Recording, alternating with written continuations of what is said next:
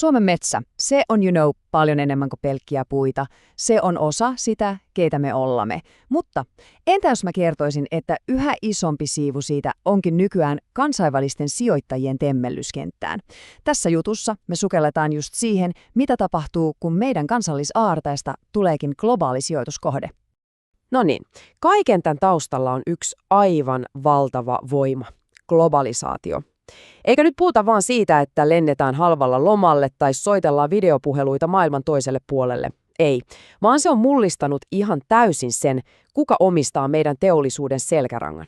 Ja se isku on tuntunut syvällä, ihan meidän metsiin asti. Ja tämä vie meidät suoraan asian ytimeen. Eli kun me puhutaan suomalaisesta metsäteollisuudesta, niin voidaanko me enää oikeasti sanoa, että se on meidän? Kuka siellä ihan oikeasti vetelee naruista, kun omistajaporras voi istua missä päin maapalloa tahansa? Okei, sukelletaanpa vähän syvemmälle. Otetaan esimerkiksi 2 nimeä, jotka on käytännössä synonyymejä Suomelle, YPM ja Stora Enso. Nämä ei ole siis mitään tavallisia firmoja. Nämä on vuosikymmenten ajan olleet meidän kansallisia ylpeyden aiheita ja koko talouden symboleita. No niin, kuka nämä jättiläiset sitten omistaa tänään? Tehdäänpä pieni aikamatka ja katsotaan, mitä viimeisen 30 vuoden aikana on oikein tapahtunut. Ja mä voin luvata, se muutos on ollut paljon dramaattisempi kuin ehkä uskotkaan. Mennään ajassa takaisin sinne 90-luvun puoliväliin. Silloin suomalaiset metsäyhtiöt totesivat, että ei kotikenttä enää riitä. Oli aika lähteä valloittamaan maailmaa.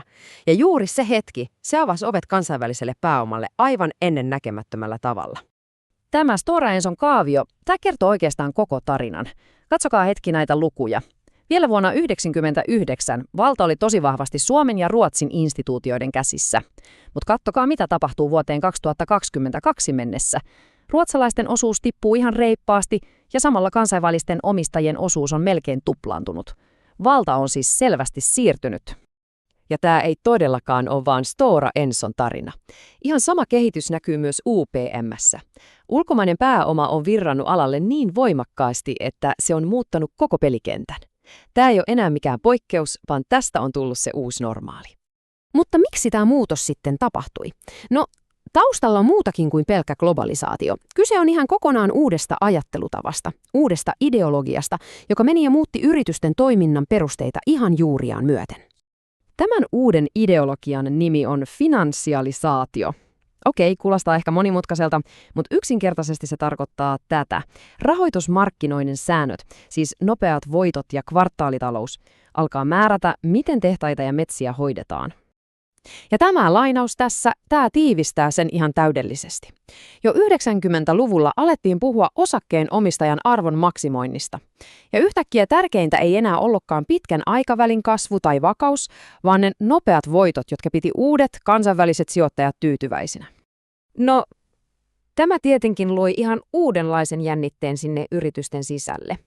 Miten ihmeessä tasapainoitella pitkän aikavälin strategian, kuten vaikka tutkimuksen ja tuotekehityksen kanssa, kun osakkeenomistajat vaativat maksimaalista tuottoa?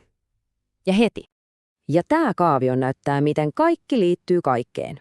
Finansialisaatio johtaa suoraan siihen, että osakenomistajan arvoa yritetään maksimoida. Mutta huomatkaa, mistä se on pois. Pitkän aikavälin kestävyydestä ja yhteiskuntavastuusta. Syntyy siis tosi selkeä ristiriita. Joten se ratkaiseva pointti on tässä. Kun paine kasvaa, firma saattaa ihan hyvin leikata tulevaisuuden investoinneista, vaikkapa tutkimuksesta, ihan vaan, että saadaan vapautettua rahaa osinkoihin. Tämä tekee sijoittajat iloiseksi tänään, mutta se saattaa nakertaa yrityksen kilpailukykyä todella pahasti huomenna. Okei, seuraavaksi lähdetään seuraamaan rahan jälkiä. Miten ne suomalaisen metsän tuottamat voitot oikein päätyvät sijoittajille sinne maailman toiselle puolelle? Miten tämä koko systeemi edes toimii?